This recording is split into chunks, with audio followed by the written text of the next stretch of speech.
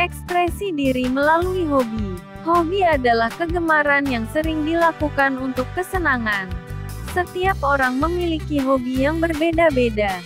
Apapun hobimu, pilihlah yang bermanfaat serta mampu menambah pengetahuan dan wawasan.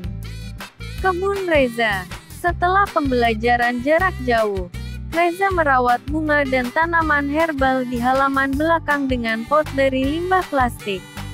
Kak Agni mengunggah foto tanaman Reza di media sosial, menarik perhatian banyak orang. Bu Novia tertarik membeli tanaman Reza dan memuji usahanya sebagai pelajar kelas 5 SD. Ia juga berpesan agar Reza tetap rajin belajar untuk mewujudkan cita-citanya. Pertanyaan dan jawaban. 1. Apa yang dilakukan Reza setelah mengumpulkan tugas sekolah? Reza merawat bunga dan tanaman herbal. 2. Apa pesan Bu Novia kepada Reza? Agar Reza tetap rajin belajar dan tidak melupakan kewajibannya sebagai pelajar. Imbuhan mie. Imbuhan mie adalah awalan yang membentuk kata dasar menjadi kata kerja. Beberapa makna imbuhan mie sebagai berikut. 1. Melakukan suatu pekerjaan. Contoh, membaca, melukis, menggambar, memasak, menulis. 2. Membentuk atau menjadikan sesuatu. Contoh, membeku, mendidik, mengecil. 3. Mengerjakan sesuatu dengan alat. Contoh, menggunting, mencangkul, memblender. Terdapat penyesuaian jika menggabungkan kata dasar dan awalan mie berikut. 1. Imbuhan mie menjadi mem jika kata dasar dimulai dengan huruf P. 2. Imbuhan mie menjadi meng jika kata dasar dimulai dengan huruf K, G. 3. Imbuhan mie menjadi men jika kata dasar dimulai dengan huruf C. 4. Imbuhan mie tidak berubah jika kata dasar dimulai dengan huruf M. 5. Imbuhan mie mengubah kata dasar dengan awalan T menjadi N. Imbuhan kan dan lah. Imbuhan dapat berupa awalan, sisipan, atau akhiran. Kamu telah mengetahui imbuhan mie yang diletakkan di awal kata dasar. Berbeda dengan imbuhan mie, imbuhan kan dan lah diletakkan di akhir kata dasar. 1. Imbuhan kan. Imbuhan kan adalah akhiran yang mengubah kata dasar menjadi kata kerja. Kata kerja yang terbentuk menyatakan makna perintah. Contoh, ambilkan, dengarkan, pindahkan, tuangkan. 2. Imbuhanlah. Imbuhanlah adalah akhiran yang mengubah kata dasar menjadi kata kerja. Kata kerja yang terbentuk menekankan kata dasarnya dan menyatakan perintah. Contoh, buatlah, gambarlah. Surat. Surat adalah sebuah bentuk komunikasi tertulis yang digunakan untuk menyampaikan pesan, informasi, atau permintaan dari satu pihak kepada pihak lain. Surat dapat ditulis secara fisik atau elektronik seperti email, dan berfungsi sebagai sarana komunikasi yang resmi maupun tidak resmi, tergantung pada jenis surat tersebut. Jenis-jenis surat. 1. Surat formal, digunakan dalam konteks resmi, seperti komunikasi bisnis, administrasi, atau urusan hukum. Contohnya adalah surat lamaran kerja, surat dinas, atau surat pengunduran diri. 2. Surat informal, digunakan dalam komunikasi pribadi, seperti surat kepada teman, keluarga, atau kenalan.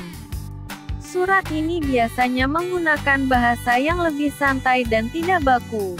Fungsi surat. Surat memiliki berbagai bentuk tergantung pada tujuannya, seperti surat bisnis, surat pribadi, surat resmi pemerintahan, surat undangan, atau surat elektronik.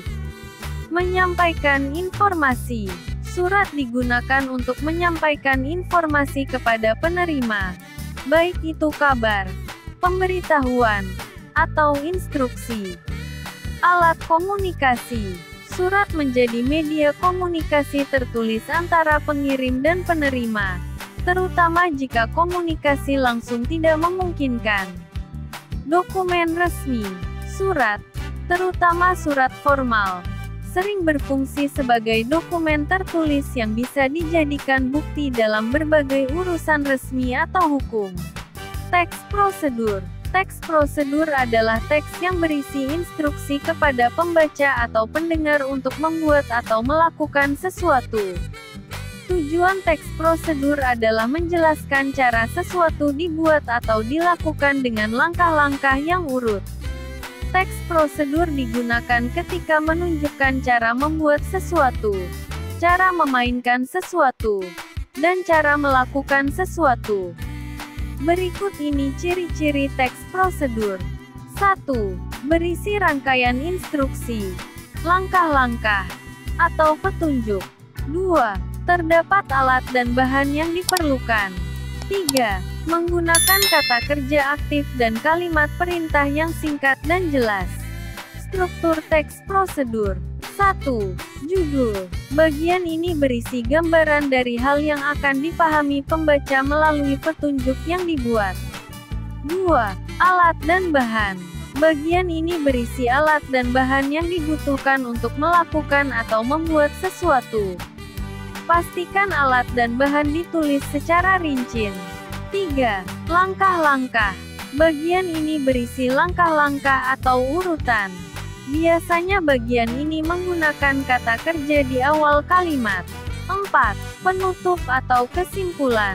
Bagian ini berisi tips atau trik yang akan mempermudah penyelesaian dalam melakukan atau membuat sesuatu. Berikut adalah contoh teks prosedur. Cara membuat teh manis hangat. Alat dan bahan yang dibutuhkan. 1. Teh celup atau daun teh. 2. Gula pasir. 3. Air panas. 4. Gelas atau cangkir. 5. Sendok. Langkah-langkah. 1. Didihkan air. Siapkan air bersih dan didihkan menggunakan panci. 2. Tuangkan air panas ke dalam gelas. Setelah air mendidih, tuangkan air panas tersebut ke dalam gelas atau cangkir. 3. Masukkan teh. Ambil 1 kantong teh celup atau daun teh secukupnya, dan masukkan ke dalam air panas di gelas. 4. Tambahkan gula. Tambahkan 1-2 sendok teh gula pasir, sesuai selera, ke dalam gelas. 5. Aduk hingga rata. Gunakan sendok untuk mengaduk teh dan gula sampai larut sempurna. 6. Angkat teh celup. Setelah teh cukup meresap, angkat kantong teh dari gelas. 7. Teh manis hangat siap dinikmati.